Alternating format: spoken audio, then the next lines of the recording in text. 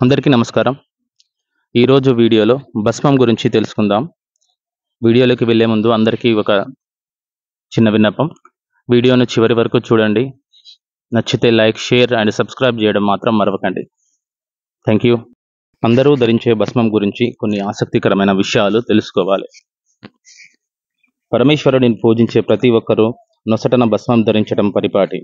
అయితే భస్మధారణ గురించి, భస్మ రకాల గురించి, భస్మం గురించి కొన్ని ముఖ్యమైన విషయాలు తప్పకుండా తెలుసుకోవాలి.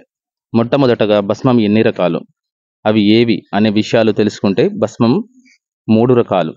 అవి 1 లౌకికాగ్ని, 2 వైదికాగ్ని, 3 శివాగ్ని. ఈ 3 భస్మములను వాటిని ధరించే అర్హతలు ప్రకారం ధరిస్తారు. అయితే సాధారణంగా నొసటన ధరించడానికి ఎటువంటి భస్మం శ్రేష్టం అనే సందేహం అందరికీ కలుగుతుంది.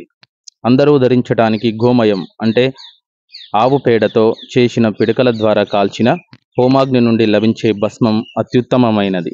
ఇకపోతే భస్మాన్ని నేరుగా నొసటన పెట్టుకొని అమ్మయ్య అయిపోయింది అనుకోకూడదు. ఈ భస్మాన్ని ధరించేటప్పుడు పఠించాల్సిన మంత్రం ఒకటి ఉంది. అదేమిటంటే ఈశానతే తత్పురుష నమో ఘోరయతే సదా వామదేవ నమస్తుభ్యం సద్యోజాతాయ వై నమః అనే మంత్రాన్ని తప్పనిసరిగా చెప్పుకుంటూ భస్మాన్ని ధరించాలి. చాలామంది భస్మం అంటే కాలిన బూడిద అని అనుకుంటారు. కానీ భస్మం అంటే అర్థం ఏమిటో తెలుసుకుంటేనే దాని విశిష్టత ఏంటో తెలుస్తుంది. భస్మానికి ఒక విశిష్ట అర్థం ఉంది. భస్మం అంటే ఐశ్వర్యం, తేజస్సు. భస్మాన్ని ధరించడానికి కూడా ఒక నియమం ఉంది. భస్మాన్ని ఎప్పుడు త్రిపుండ్రాలుగా ధరించాలి, అంటే 3 అడ్డు వరుసలుగా ధరించాలన్నమాట. ఇలా ధరించడంలో కూడా ఒక్కొక్కరికి ఒక్కో పద్ధతి ఉంది.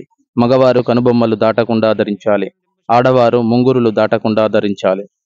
అయితే అసలు ఈ భస్మాన్ని ధరించటం వల్ల కలిగే ఉపయోగం ఏమిటి అని అందరికీ సందేహం వస్తుంది. భస్మాన్ని ధరించటం వల్ల సర్వపాపాలు తొలగుతాయి.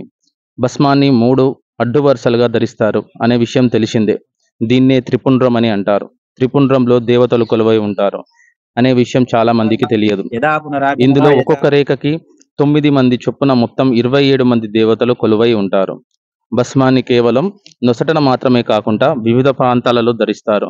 శిరస్సు, లలాటం, కంఠం, 2 భుజస్కంధములు, 2 భుజములు, 2 మోచేతులు, 2 మణికట్లు, హృదయం, నాభి, 2 పార్శ్వములు మరియు వెనుక భాగం. ఇలా భస్మాన్ని శరీరంలో వివిధ ప్రాంతాలలో ధరిస్తారు. త్రిపుండ్రంలో 27 మంది దేవతలు కొలువై ఉంటారు. ఆ 27 మంది దేవతలకు ఆది దేవతలు ఉంటారు. వారిలో అశ్విని దేవతలు శివుడు, శక్తి, రుద్రుడు, ఈశానుడు, నారదుడు, వామ, జ్యేష్ఠ, రౌద్ర మొదలగు 16 మంది ఆది దేవతలు ఉంటారు. ఇక మనిషిని వెంటాడేది పాపం. పరిహారం లేని పాపాలు కొన్ని ఉంటాయి. అలా పరిహారం లేని పాపాలు 3. అవి ఏమిటంటే శివ ద్రవ్యాపహరణ, శివనింద, శివధర్మనింద, శివభక్తనింద. ఈ 3 పాపాలకు పరిహారం లేదు. కాబట్టి జాగ్రత్త. ఇలా పరమేశ్వరుడిని తలుస్తూ మనం ధరిస్తే భస్మం వెనుక ఇన్ని ఆసక్తికరమైన విషయాలు ఉన్నాయి. Thank you.